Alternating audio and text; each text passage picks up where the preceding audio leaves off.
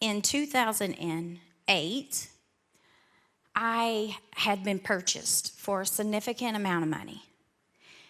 And this guy had paid my abuser half of the money up front for me to travel with him all the way up to New York. And then I would fly to New York, and we were supposed to be driving back down, making several stops in between, and then I would make it back to Charleston. And I don't know what it was, but it was one of these times where I feared that if I went, I would never live to see anything else. I knew I would die.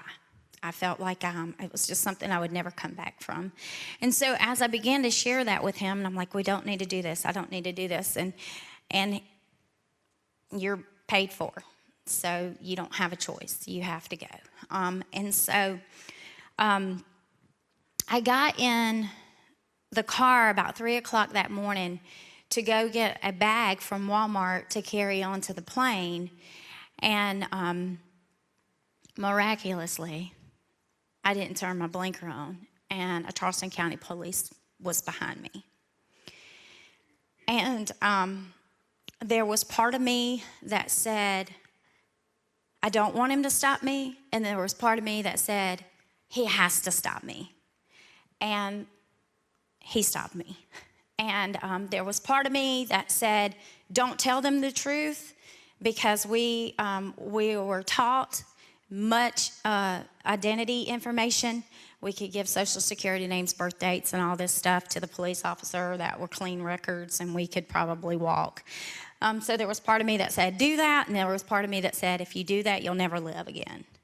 And so I struggled, but by the time the police officer was at my window, I just knew that if I didn't tell him who I was and I returned back to that hotel room, that I would be dead. And so that was my way of escape.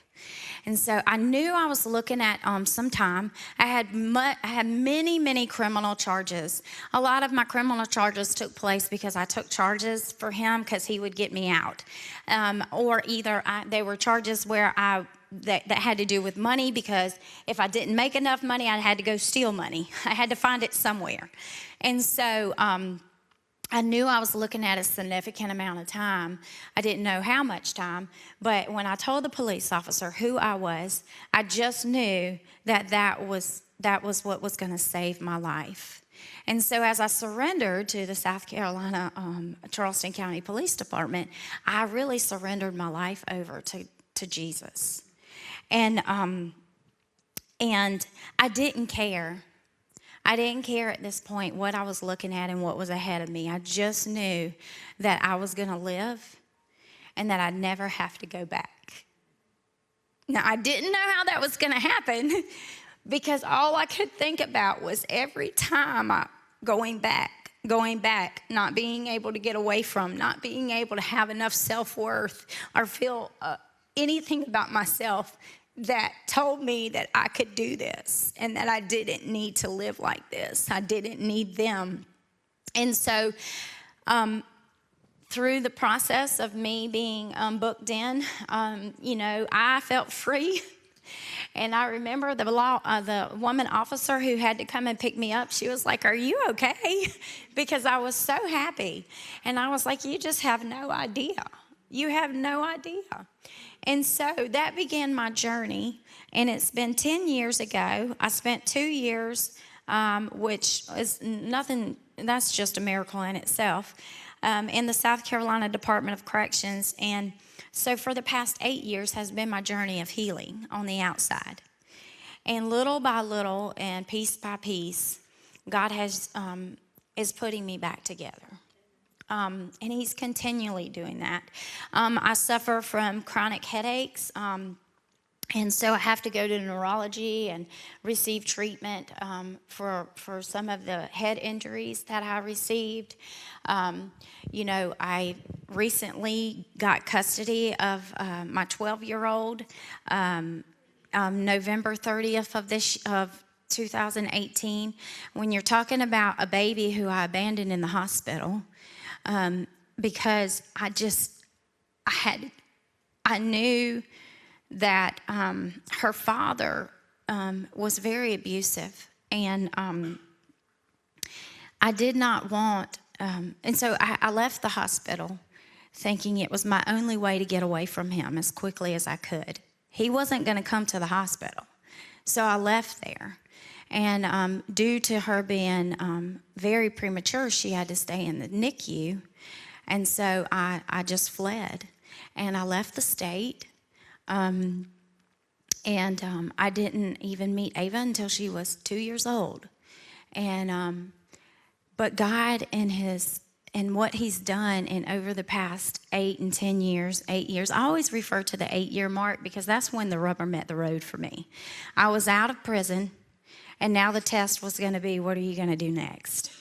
And so, but God has given me the right and reconciled me and her and all of my family, you know, and it's not easy. It's not easy. I mean, I have trust issues. I have all kind of things that I have to work through, but the process of redemption is great.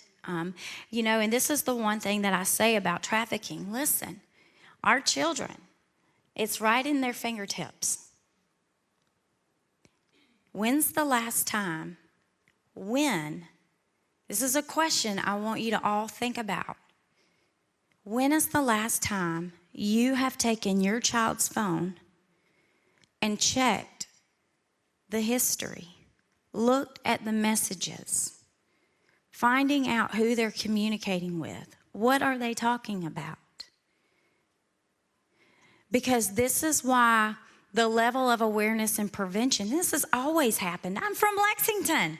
This happened to me in Lexington County. There's not a place in this area between Lexington, Richland, Gaston, Swansea, Gilbert that I can go that I can't tell you a story about. And I'm not talking about just your little shabby rinky-dink, you know, pay-as-you-go hotels. I'm talking about houses. These men used to put us in houses. Right there off of Millwood Avenue. I can bring you to houses. Right off of Fort Jackson Boulevard, I can bring you to houses. They rented houses and we worked out of them. And these aren't low-class neighborhoods. They're middle and upper-class neighborhoods.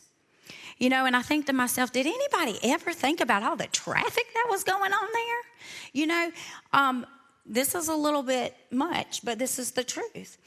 I had an apartment in Charleston. I had a maintenance man literally put a bag of used condoms on my doorknob. Did you not think to call the police? Did you not think to call, like, that's an indicator or a sign that something's going on in there?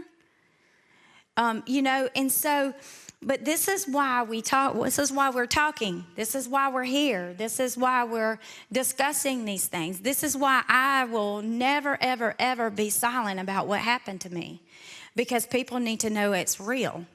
And I love it when Jen talks about it's not just happening in your neighborhood.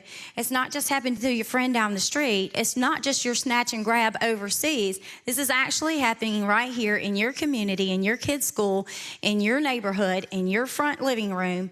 Everything, like the access that we have nowadays is crazy. And you're seeing it. If you follow Lighthouse for Life, you see how many posts come up about you know, people being locked up for trafficking. This has happened. This bust has happened. I mean, right here in Lexington, you know, everything that's happened here in your town. And this is why we have to continue to raise awareness. We have to continue to get involved. Then we have to do the domino effect like Jen talks about. When you come and you collect information, you push it into the next person and the next person and the next person. Because it's not going to stop until we talk about it. And I love that Bob's going to get up here and talk about some things because, listen, I can't tell you. I can't even fathom a number to give you of how many times a man has touched me or a woman. I can't the number I think about won't even be big enough. I can't tell you how many homes I've been in with married men who have families, businessmen, the guy driving going on his way to church or coming home from church with his Bible in the middle of the seat.